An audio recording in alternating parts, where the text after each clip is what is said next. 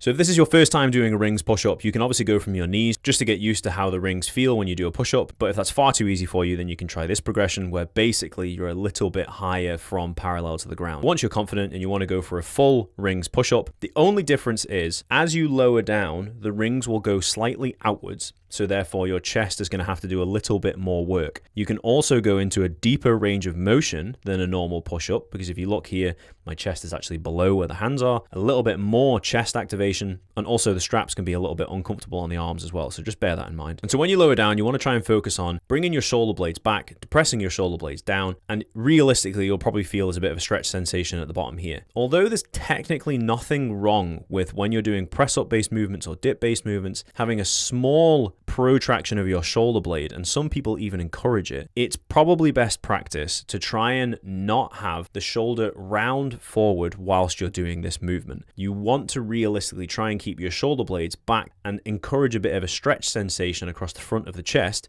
because if you can get better at doing it like that, then you're going to increase the range of motion that you have available in your shoulders, which is going to increase the long-term health of your shoulders when you're doing lots of presses and lots of press variations like rings press-ups, normal press-ups, dips, etc. Another thing to consider with this version of the push-up is that it's a little bit more taxing for your core, because as you lower down, as you push back up, the rings have a tendency to want to try and run away from you in the direction of your head, so you have to use your core structure and your lats a little bit just to stop that from happening.